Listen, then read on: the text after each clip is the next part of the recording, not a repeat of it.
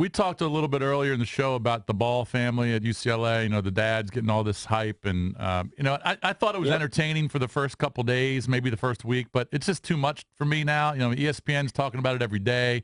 He's doing interviews, he's making all these stupid comments.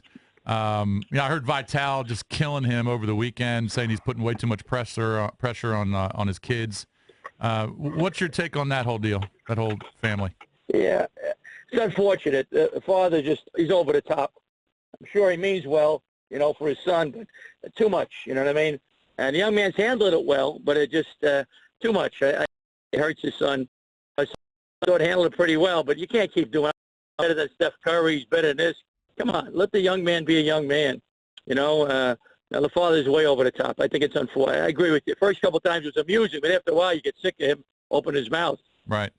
If you knew that that a kid had a parent like that and you were recruiting him, would you stay away from him because of that dynamic? Not if he's that good. Yeah, not if he's a stud. Yeah, how would you deal with that?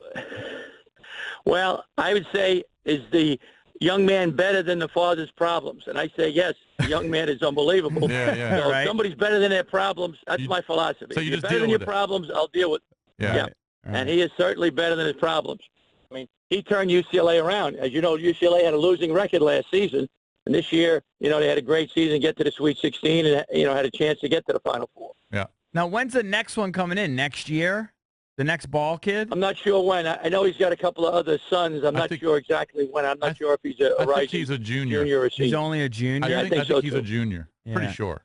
Yeah. So he's going to go ballless next year. But I'll tell you this. DeAaron Fox was a better player.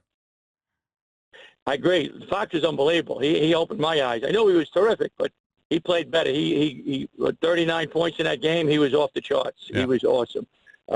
And he's so quick. His dribble penetration's unreal. His shooting is a little inconsistent, but he's still a good shooter. But yeah, he's a tremendous player. I agree. DeAaron Fox is better because his quickness and his dribble penetrations is ridiculous. So we got Carolina playing Oregon. Carolina's just been killing everyone on the boards. Meeks had 17 himself yesterday. That's their big advantage. Oregon's got some athletes, but they're not as big. They don't have the size. How can Oregon beat Carolina? Well, they can beat them. They're going to change defenses. They play a little soft zone press, like a 1-2-2 to slow them down a little bit. When I coach at Virginia, we use that type of soft zone pressure, just to try to get them out of sync just a little bit. And I think that could help them. And I like the athleticism. I think, the Jordan Bell, I think, is off the charts. He almost had a triple-double in that game. Right. I think he had 11 points, 13 rebounds, and 8 blocks. I think he's better than any of the Carolina front court guys. Now, Carolina's deeper. They got 5 big guys, and Oregon just has, the Jordan Bell, and they come off the bench with a junior college kid. Get his last name, but, he's a good player. But, I think the depth, but I think the athleticism, Oregon, I'm picking Oregon in an upset because I think the big three of Tyler Dorsey, who's playing lights out, he's getting over 25 a game. Dylan Brooks, who's one of the top 5 or 6 players in the country, who's starting to, step up again. And Jordan Bell, the 6'9", he's the leading shot blocker in Oregon history, so I like him. So I'm picking Oregon in an upset. I think, Altman is one of the best coaches in the country. A lot of people don't know a lot about. So I'm picking an upset there, even though Carolina's got a great front line. I just think Carolina's got 2 guys you got to worry about, mainly, is Justin Jackson, the wing, and St. Joe Burry the second. Now, Luke May's playing well, the former walk-on, but I think those are the 2 main guys. And I think Oregon's got the big 3, as I mentioned, Tyler Dorsey, Dylan Brooks, and Jordan Bell. I think, getting 8 blocks in a game is unbelievable against Kansas. Joined by Pete Gillen, CBS Sports Network's college basketball analyst. You touched on Dana Altman, how he's somewhat underrated. 3 wins away from 600 at this point. You reach 600, that's, some pretty lofty heights. Talk about Altman, the job he's done there at Oregon. Unbelievable job. He did a great job at Creighton University, in Omaha, Nebraska before that.